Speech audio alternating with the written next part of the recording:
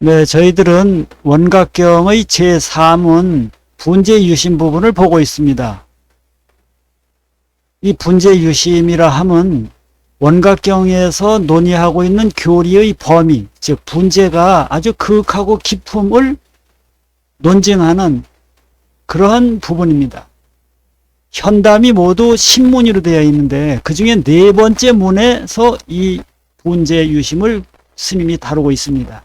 근데 그 분재유심을 다룸에 있어서 규봉 스님은 대승기실론을 기준으로 해서 원각경에서 다루고 있는 교리의 깊이가 얼마나 깊은지를 이렇게 재고 있다, 카운팅하고 있다라는 말씀을 드렸어요. 자, 그리고 지난 시간에 이 대승기실론이 우리나라 강당에 어떻게 보급되게 되었는지에 대해서는 1681년에 임자도에 이 대장선이 표류함으로 인해서 배감 성총 스님께서 책을 회편을 하셨다. 회편이란 모아서 편집했다는 뜻이에요. 무엇을 모았느냐 하면은 이 진재 스님께서 번역하신 대승기실론 본문 이거 하나를 모으셨고, 또 하나는 규봉 종밀 스님께서 지으신 주석서를 모았어요. 이게 두 번째. 세 번째는 규봉 종밀 스님의 주석서에 대해서 장수 스님께서 만드신 필사기가 있습니다. 그 기를 모았어요. 그러니까 논을 모으고 소를 모으고 기를 모아서, 그러니까 세 편을 모아서 하나의 책으로 편집해서 이것을 회편했다라고 합니다. 그리고 규봉 스님이 쓰신 소는 규봉 스님의 단독 창작은 아닙니다. 규봉 스님께서는 전에 있었던 현수 스님께서 쓰신 대승기실론 의기를 바탕으로 해동에 있었던 원효 스님께서도 기실론에 대해서 주석을 쓰셨는데 그 원효 스님의 학설을 수용해서 누가? 규봉 종밀 스님. 현수 스님은 수용하지는 않습니다. 현수 스님의 작품 속에는 수용되어 있지 않아요. 규봉 스님께서 원효 스님의 설을 수용해서, 그리고 거기에 규봉 스님 자신의 생각도 더 보태기도 하고, 경우에 따라서 현수 스님이 설명해 놓은 의기에 대해서 과감하게 삭제를 하기도 합니다. 어쨌든 그리해서 규봉 스님께서 소를 쓰십니다. 이 규봉 스님 소가 조선의 강당에 유행되었던 것이, 물론 고려 때에 법장 스님의 의기가 속장경으로 목판 인쇄된 적은 있습니다. 그러나 독서인들에게 보급되지는 않았습니다. 조선 강당의 독서인들에게 보급되었던 것은 이 규봉 스님의 소이고, 규봉 스님의 소에 대해서 주석을 달아놓은 필사기, 장수 스님의 필사기입니다. 이런 작업을 집중적으로 했던 어른이 배감 성총 스님입니다. 이 배감 성총 스님은 어디 스님이냐 하면 순천 서남사 스님이십니다. 이 서남사에서 그 창파각에서 지금도 있습니다. 이 엄청난 화엄경 강회를 열었던 그 유서 깊은, 어찌 보면 우리나라 화엄의 근본 도량입니다. 조선 불교의 화엄 관계의 최고의 교학의 본찰이 그 순천에 있는 서남사입니다. 서남사는 그런 면에 있어서 매우 중요한 그 한국 불교계의 위치를 차지하고 있습니다. 자, 이렇게까지 말씀을 드렸으니 이 소위 말해서 배감 성총 스님께서 편집하신 책의 편제에 대해서 그림 모양만이라도 여러분들에게 좀 소개를 시켜드려야 될 것 같으네요. 이렇게 되어 있습니다. 여기 보다 보면은 대승기실론 필사기 회편 권 제1 이렇게 되어 있죠. 이게 모두 4권으로 되어 있다고 했어요. 중천축 보살 마명이 짓고 양나라 함장법사 진재 스님이 논을 번역하시고 각 나라 서태원사에 거주하고 계시던 삼원 법장 스님이 소를 호술하시고, 각 나라 서당사에 계시던 종밀 스님께서 소를 기록하여 논에다가 들이붓고, 송나라 장수 법사 자선 스님께서 기를 기록하시고, 해동국 후학 성총 스님께서 모아서 편집했다라는 이런 내용입니다.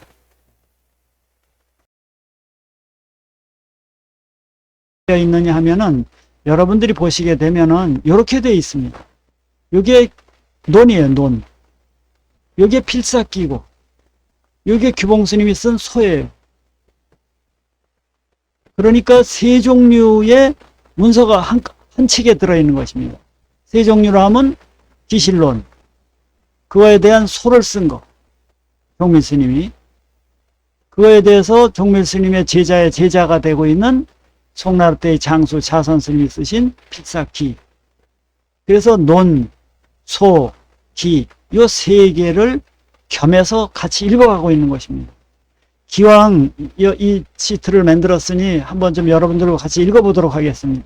소원법자는 위 중생심이니, 그 다음에 이어지는 것이 시심 즉섭 일체 세간 출세간법이다. 이 짧은 문장에 대해서 이게 주석서들이 많이 붙어 있는 것이. 그러면서 앞문장에 있는 소원법, 법이라는 것은 대승의 본질, 본바탕이라는 본질이라는 것은 이를테면 중생심이다. 대승에서는 중생의 마음을 본바탕으로 삼고 있다라는 것입니다.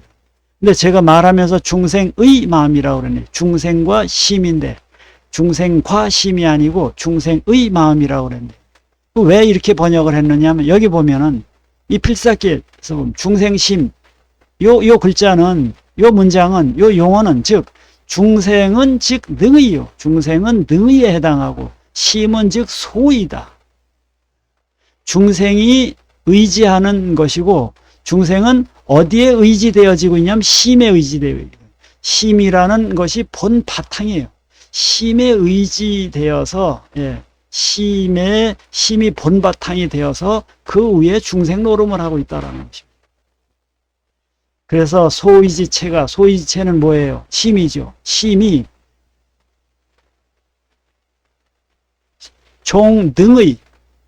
능의를 쫓아서 이름을 붙인 거예요. 그러니까 이름을 붙이는데 이 마음 위에 중생이 올라앉아 있는 것이에요. 그런데 이름을 왜 어떻게 붙였냐면은 올라앉아 있는 중생을 기준으로 해서 이름을 붙였다. 그래서 중생심이다. 그렇게 읽어야 된다라고 필사기에서 이야기하고 있는 것입니다. 전열 후승이에요. 전은 앞, 중생은 하열하고 심은 수승한 거예요. 수승한 마음 위에 중생이 올라타 있는 것이에요. 중생지 심은 의사석이다. 중생의 마음은 의사석이다. 그래서 의사석이라는 것은 의주석인데 지엽석이니 의주석이니 뭐 대수석이니 뭐 인근석이니 이것은 육리합석이라고 해서 인도에서는 명사가 연용 겹쳐서 사용되어질 경우에 두 명사 사이의 관계를 어떻게 해야 될지에 대해서 6가지의 사례들을 로 해석이 가능하다고 육리합석이라고 합니다. 어쨌든 중생의심하여 중생이 심에 의지하여 의식 전합니다. 의와 의식이 변동되어 가는 것.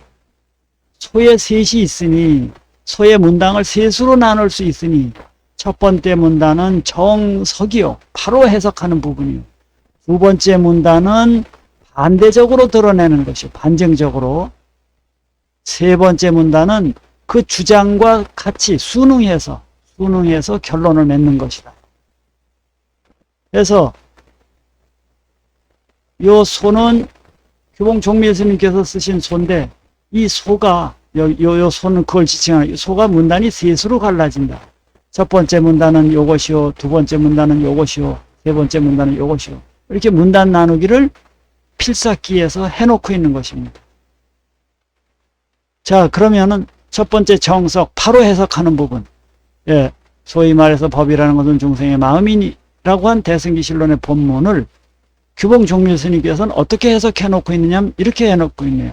출기법체이다. 그 법의 본체를 드러내는 것이다. 이를테면 열애장심이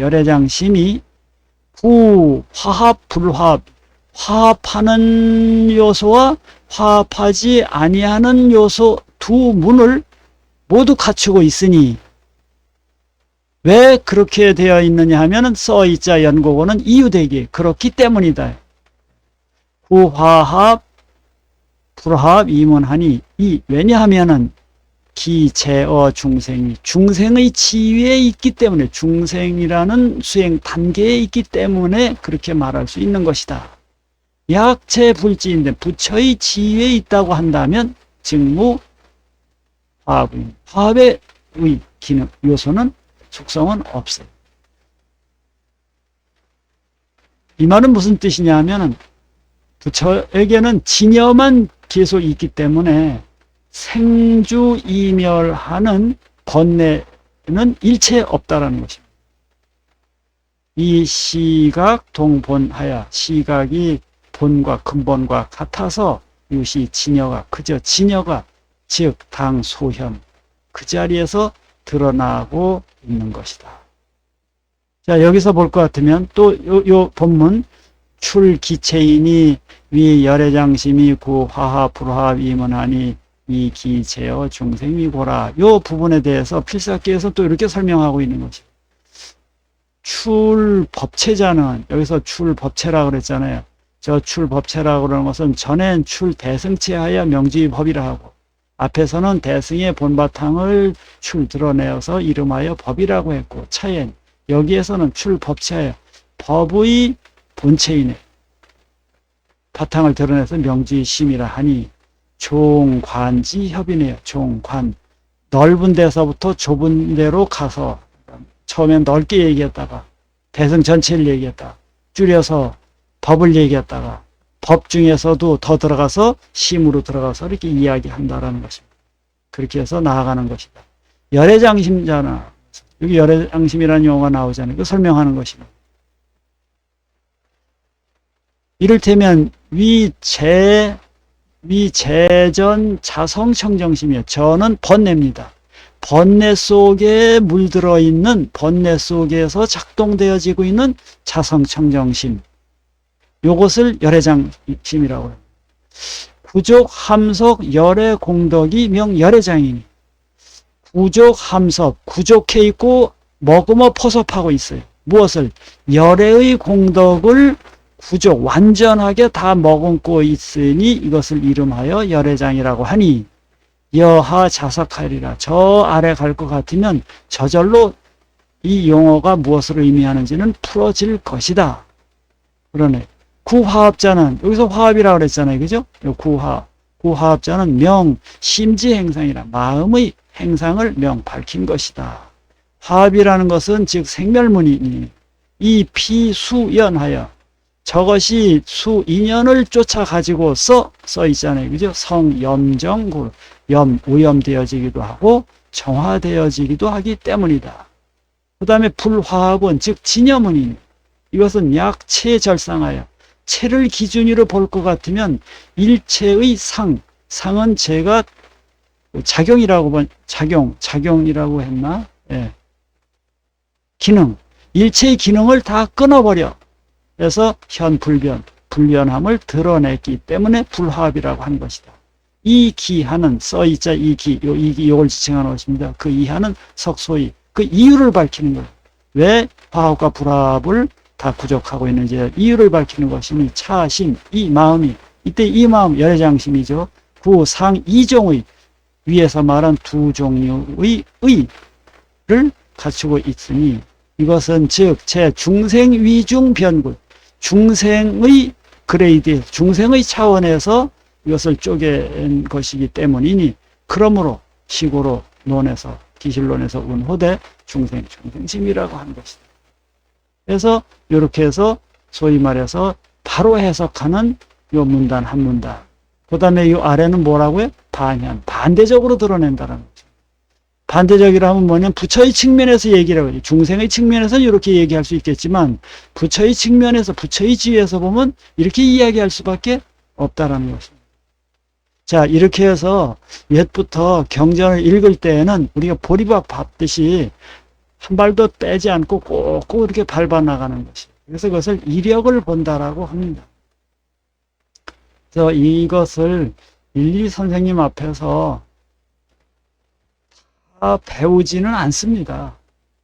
선생님 이걸 일일이 다 가르쳐 주지도 않고 그리고 이건 혼자 이렇게 보는 거예요. 선생님께서는 방향과 길을 알려주시고 그렇습니다. 자, 이 정도로 말씀드리고 이제 분재유심 중에서 분재유심이라는 것이 결국은 원각경에서 다루고 있는 교리의 의미의 범위, 분재가 얼마나 깊은지를 설명을 하는데 그 설명함에 사용되는 기준이 대승기실론이다라고 했고 대승기실론의 개요를 설명함에 있어서 1심, 2문, 2의 3세, 6추 이것을 말씀을 드렸어요. 그래서 이번 시간은 1심, 2문, 2의까지 말씀을 드리려고 합니다. 여러분들이 가지고 있는 책을 몇 쪽을 보시느냐 하면은 367쪽을 지금 이제 설명해 가고 있는 것입니다. 지금은 368쪽에 해당됩니다. 자, 1심을 이야기함에 있어서 기실론에선 중생심을 이야기하고 그 기실론에서 얘기하고 있는 중생심은 1심을 이야기하고 있는데 그 1심이 원각경에서는 원각묘심을 얘기하고 있고 화엄경에서는 일진법계를 이야기한다는 거지. 왜 그리 하는가에 대해서 규봉중묘스는 이렇게 설명을 하고 있는 거예요. 이 화엄경의 경우는 본상의 입장에서 설명하셨을 뿐 이 다양한 중생들의 근기에 맞추어서 일일이 대하지는 않으셨기 때문에 그저 일진법계만을 표방하신 것입니다. 그런데 기실론의 경우에 있어서는 허망한 근본, 중생들이 허망에 빠지는 근본을 규명하려고 중생을 기준으로 해서 중생의 마음, 중생심을 표방하셔서 이 논설을 쓰신 것이고, 그런가 하면 원각경은 이 작가가 어떻게 해서 원각경을 쓰게 됐냐면 청정한 근원을 드러내려고 했기 때문에 소위 말해서 우리 속에 있는 진여, 각심, 알아차리는 기능, 깨침의 기능, 원각의 기능, 본각 진심을 표방을 했다는 것입니다. 그러니까 규봉종밀이 보기에는 다 같은 것이라는 것입니다. 왜냐하면 본바탕이 같기 때문에. 그래서 여러분들이 화엄경을 읽으실 때 나타나는 거기 일진법계라든가 원각경에 있는 원각묘심, 기실론의 중생심, 이것이 전부 본바탕을 그 상대의 상황에 따라, 듣는 이의 상황에 따라서 이렇게 달리 말했을 뿐이다. 그러니까 이것을 다른 뜻으로 이해하지 마세요. 이런 정도로 이야기할 수 있겠습니다. 자, 1심은 중생심입니다. 중생심입니다. 근데 이 원각경에서는 원각묘심이라고 얘기를 했던 거죠. 자, 1심 속에 두 가지 그 속성이 들어있어요. 하나는 진여적인 속성이 들어있고 하나는 생멸적인 속성이 들어있습니다.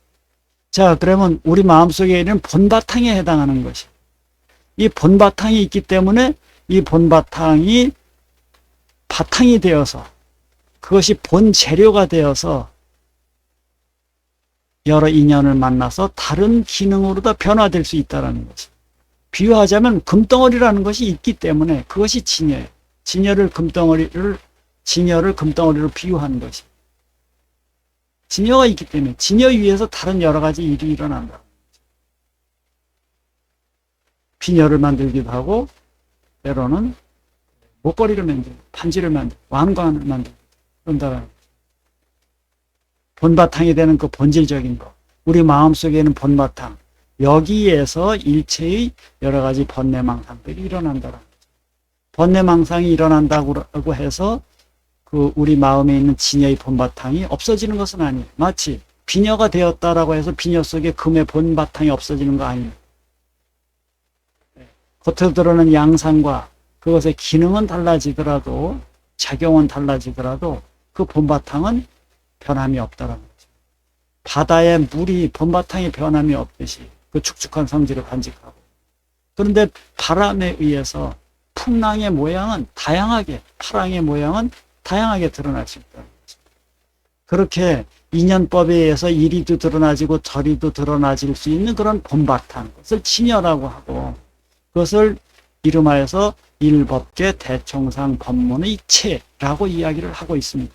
근데 일법계 대총상 법문의 체가 무슨 뜻인지 우리말로 좀 번역을 했으면 좋겠는데 아직까지 번역한 걸 보지를 못했어요. 그래서 제가 지금 우리가 보고 있는 이 교재 370쪽에 이렇게 번역을 해놨습니다.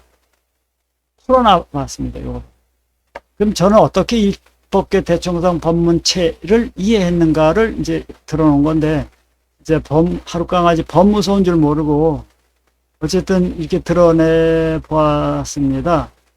여러분들께서 보시고 고쳐주시기 바랍니다. 진심은 쪼개지지 않는 총체적인 존재이기 때문에 일법계. 저는 일법계를, 이건 진심을 설명하느라고, 참마음을 설명하느라고 일법계에다가 비유했는데, 이 한 법계는, 한 법계. 이 하나라는 것은 쪼개지지 않기 때문에, 이 진심.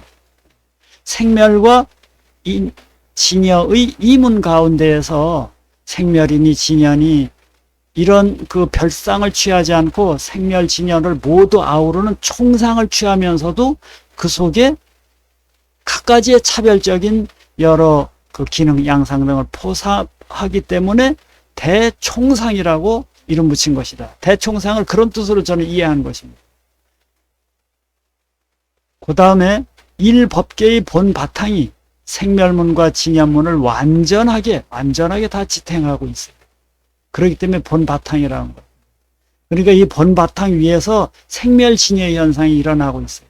근데 생멸 진여 일어나고 있는데 생멸이니 진여 이것도 나누지도 않고 또 생멸 속에서도 생멸은 하염없죠. 그죠? 인연 따라서 생성소멸한 여러 작용들. 이것을 다 아우르기 때문에 여기서 대총상이라고 해요. 한 법계의 거대한 전체의 양상을 드러내는 문의 본 바탕이다. 그래서 법문에 대해서 법과 문인데 법과 문에 대해서는 규봉스님은 이렇게 설명해 놓고 있습니다. 뭐라고 설명했냐면 법이라는 것은 임지자성 괴생무례왈 법이요 성지 통유왈 문이다 라고 이렇게 이야기를 하시는데, 임지자성 괴생무례라는 것은 뭐냐 하면은 자기 자신의 고유한 성질을, 자성을 간직하고 있으면서 그것에 대한, 그 물에 대한, 그 사태에 대한 견해를 괴생, 일정하게 낳게 한다면 우리는 그것을 이름하여 법이라고 하고, 성지통일, 성스러운 지혜가 거기를 통하여서 왔다 갔다 하게 되면은 그것을 이름하여서 고통, 그것을 문이라고 합니다. 법문이라는 것은 이것을 줄여서 한 말입니다. 임지자성 괴생무례왈 법이요 성지유통할 문이다. 그래서 이 대총상 법문 채, 바로 심진여이다. 제가 이걸 여러분들에게 좀 한번 소개할까 해서 이렇게 책을 이렇게 옛날 책을 이렇게 꺼내 봤는데, 이게 바로 재교행상이라는 책입니다. 옛날 분들이 선생님이 가지고 있는 책을 빌려서 이렇게 베껴서 이렇게 옮겨 쓴 것이, 그러니까 뭐 삐뚤빼뚤 이렇게 쓰게 되네요. 우리 선생님은 우리 선생님의 선생님 거 베껴 쓰고, 나는 우리 선생님 거 베껴 쓰고, 베껴 쓰다 보니까 빼먹고 베껴 써서 또 이렇게 여기 보면 위에다 제가 또 써놨죠, 그죠? 다 옛날에 공부하던 모습인데, 이 대총상 법문체는 그 대승불교를 이해함에 있어서는 매우 중요한 행상입니다. 초기 불교, 소승불교를 이해하는 데 있어서 중요한 행상이 뭐냐면 우법소승이에요. 대총상 법문체, 우법소승에 대해서는 재교 행상 속에 어느 곳에든 다 나옵니다. 반드시 외워둬야 됩니다. 봉선사에서 78년도, 그때 80년대 초에 제가 살면서 있을 때는 스님께서 아침 목탁석 할 때 천수경 대신 우법소승 외우라고 시킨 적도 있어요. 어떨 때는 대총상 법문체를 외우라고 시킨 적도 있어요. 그러고 보면 참 대단하신 어른이신 것 같아요. 참 그립고도 마음속에 항상 계시는 스승으로서 제게는 이렇게 지금도 살아 계십니다. 이 대총상 법문체와 이거 대승불교 이해하는데 아주 중요합니다. 외워야 됩니다. 천수경 외우듯이 이렇게 외웠으면 좋겠습니다. 그러면 또 하나 우법소승이라는 부분이 있습니다. 이 둘은 이 교학을 하는 강사들은 반드시 외워두어야 되는 부분입니다. 자, 어쨌든 일심 속에 두 문이 있는데 진여와 생멸적인 기능이 있어요. 그러니까 생멸적인 기능은 인연 생멸을 얘기하는 것입니다. 열애장에 의지하는 까닭에 생멸심이 있게 된다는 것입니다. 이를테면 불생불멸한 진여가 생멸하는 현상과 화합하니 이 둘의 관계는 같은 것도 아니고 그렇다고 다른 것도 아니고 이걸 아레아식이라고. 그러니까 열애장의 의지에서 아레아식이 있다는 것. 이거 여러분들이 확실히 알고 계셔야 됩니다. 알고 계셔야 됩니다. 이 부분에 대해서는 제가 밑에 책을 놓고 있다 보니까 자꾸만 시선이 앞으로 가는데 여기에 보면 제가 이런 설명을 해놨습니다. 여기 보면 의일심하야 요거네 그죠? 개이문하니 책은 371쪽에 해당합니다. 1심에 의존하여서 두 문을 열어놓으니 첫 번째는 심진여문이니 즉시 일법계 대청상법문 체요. 이를테면 소위 심성이 불생불멸이지만은 일체의 제법이 그저 오직 망념에 의지하기 때문에 차별이 있나요? 만약 심념 마음에 이 망념을 떨쳐버릴 것 같으면 증무일체 경계지상이라 일체의 경계의 상 기능이 사라지게 된다. 그래서 나아가서는 유시일심일 때 항상 일심이기 때문에 일심은 어느 단계에 있든지 간에 인간의 마음이 성자든지 아니면 저 아주 나쁜 그런 악도에 떨어진 상태에 있는 중생이 이르기까지 어느 단계에 있더라도 그저 한 마음에 있어서는 똑같기 때문에 그래서 그것을 이름하여서 진여라고 한다라는 거죠. 그래서 이 부분에 대해서 원각경에서는 이런 얘기를 하고 있습니다. 이 원각경이 문수장에 나오는 얘기를 이게 꺽쇠 가로로다 제가 묶어놨네요. 지시공화하면 증부윤전이요. 이 허공꽃인 줄 알아요. 이제 헛꽃인 줄 알아요. 이건 부질없는 것인 줄 알아차리기만 하면은 더 이상은 윤회되지 않는 거죠. 그런가 하면 저 또 뒤에 나가서는 그 문수장에서 무슨 얘기를 하고 있냐면 내지요. 저 법계성 편등이라는 얘기를 하고 있습니다. 법계의 성품과 같다라고 얘기하는 것 등 이런 것 등은 다 심진여문을 설명하는 부분.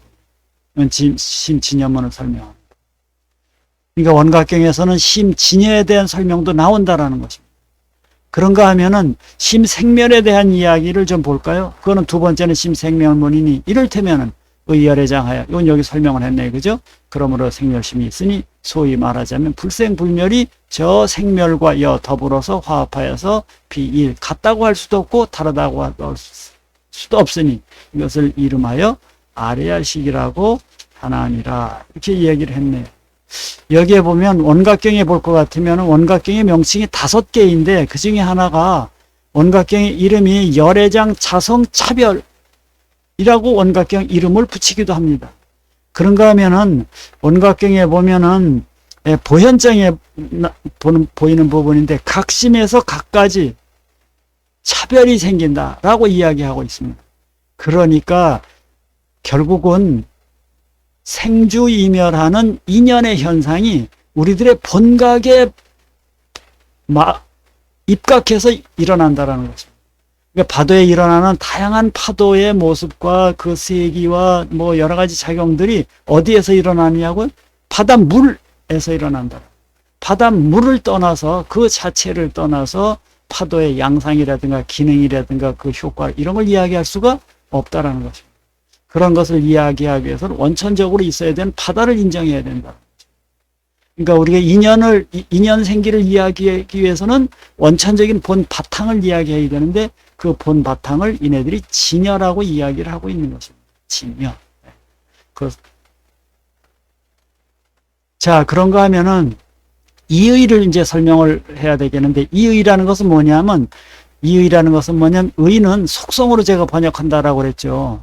한문의 의자는 이는 진여를 자각하는 기능이 있는가 하면은 진여를 자각하지 못하는 기능이 있어요. 그러니까 각의 불각의 그러는데 이때 의는 그 속성, 기능 이런 뜻이에요.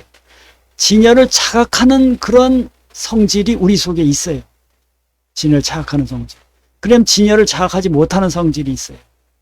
성질을 막 내고 못된 소리를 하고 그러다가도 그렇게 말하고 있는 순간 그런 순간 속에서 아 이거 아닌데라고 느끼고 있는 그거는 결국은 자기의 본 마음을 자각하는 속성이 작동되기 때문에 못된 마음 못된 생각이 일어나는 그 순간순간에서도 그런 마음에 좀 껄쩍지근한 그런 것이 있는 것이에요. 이것이 진여를 자각하는 속성이에요.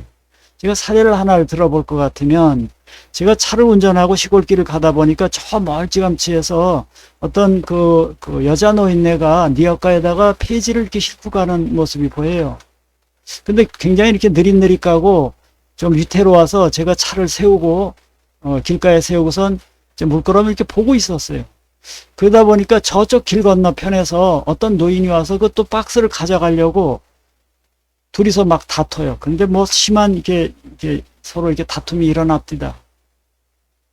그러다가 이제 그 어떤 노인이 그 할머니가 이게 박스를 이제 갖게 됐어요.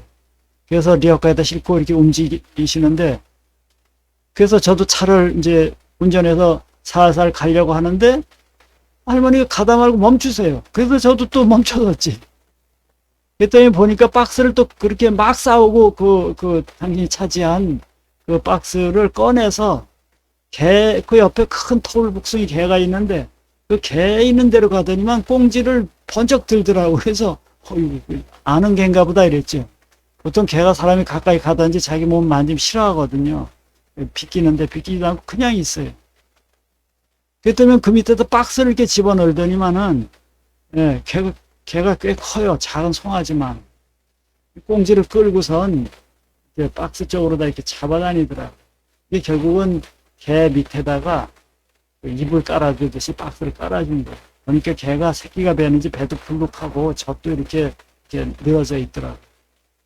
그 할머니 생각하기에 저 짐승이 사람이나 짐승 똑같은데 저렇게 추운데 애기 가져서 누워있으니 얼마나 힘들고, 당신이 그렇게 힘들어서 얻으신 그 박스를 그냥 무상으로 그 인간의 마음으로 개도 추우면 안 될 것이라 생각해서 애기 가진 새끼 가진 애를 깔아준 거예요. 우리 속에 있는 진여가 원천적으로 있습니다. 그 진여 속에서 못된 생각도 일어나는 거고, 탐진치만의 일체의 여러 가지 사유가 일어나고, 탐진치만의가 가라앉으면 본래의 진여의 속성이 드러난다. 탐진치만의 일어나는 그 순간순간에서도 진여가 작동하고 있어요. 근데 그 작동하는 진여를 자각하지 못하면 계속 탐진치에 이제 끌려가는 거죠. 인간 속에 그 진여를 자각하는 속성, 여기 있다는 거죠. 이를테면은 마음의 바탕에 망념이 떨쳐버려진 것이에요. 이 망념이라는 것은 제가 탐진치만의 번뇌로 얘기했죠. 여기는 더 들어가서 얘기하면 번뇌장과 소지장입니다. 번뇌장과 소지장이 떨어진 상태에서의 본마음, 거기에는 진여를 자각하는 속성이 있습니다. 이 마음의 바탕에 망님이 사라진 모양은 마치 허공과 같아서 두루하지 않음이 없어서 원법계가 한결같은 모양인데, 이는 즉 열의 평등한 법신, 이 법신에 의지해서 본각이라고 이름 붙이는 거죠. 이래서 시각에 이르기까지 쭉 나아가는 거죠. 이 부분에 대해서 원각경에서는 어떤 얘기를 하고 있느냐, 원각경이 이런 얘기를 다 해놓고 있어요. 어떤 얘기를 하고 있느냐 하면은, 이 부분은 제가 번역한 책의 372쪽에 있는데요. 이 보안장에서 이런 얘기, 깨달음이 뚜렷하고 밝은 까닭에 마음의 청정함이 드러나는, 중생이 보치 불처였다라는 걸 알아차리는 것이. 이 기능이 작동되고 있으면 더 나쁜 대로다가 우리의 마음이 오염되어 나가지 않습니다. 근데 여기서 스톱하지 못하면 이제 일 벌어지는 거죠. 그 얘기는 진여를 자각하지 못하는 속성입니다. 진여의 법이 한결같은 줄을 알지 못하기 때문에 진여를 자각하지 못하는 그 허망한 마음이 일어난다. 근데 이 허망한 마음은 비유하자면 마치 사람이 방향에 홀려 방해를 잘못하는 것 같아요. 이 기실론에서 이런 얘기를 하고 있거든요. 근데 이와 똑같은 얘기를 원각경에서 이렇게 이야기를 하고 있다라는 것이에요. 문수장에서 중생 전도됨이 마치 방해를 잘못 알아 위치 잘못하는 것과 같기도 하고, 또 그 조금 뒤로 가다 보면 무명이라는 실로 본바탕에 있는 게 아니다라고 이야기를 하거든요. 결국은 원각경에서는 진여를 자각하지 못하는 속성에 대해서도 이야기를 해놓고 있다. 그러니까 원각경이야말로 이 대승경전 또는 대승에서 이야기하고 있는 교리의 아주 깊은 부분까지 다 터치하고 있는 것이다. 이렇게 이야기를 하고 계십니다. 자, 그러면은 오늘은 여기까지 마치도록 하겠습니다. 3세를 이제 다음 시간에 설명하도록 하겠습니다. 그래도 3세의 요 부분이에요. 3세. 그래서 뭐 다음 시간에도 얘기하겠지만 유식종에서는 여기서부터 시작을 한다는 것이. 아레아식에서부터 시작을 하고 아레아식에 있는 업전현 이 유식 삼성설에서부터 유식 사상을 시작을 한다는 거죠. 그런데 대승기실론은 여기 있는 것처럼 이의에 대해서도 말씀하고 더 나아가서는 더 뒤로 올라가면은 이문에 대해서도 얘기를 더 나아가서는 어디를 얘기하느냐고요? 일심을 이야기한다라는 거죠. 그렇기 때문에 원각경의 분재야말로 아주 유심 깊다 이렇게 주장을 하는 것입니다. 자, 이번 시간은 여기서 마치도록 하겠습니다.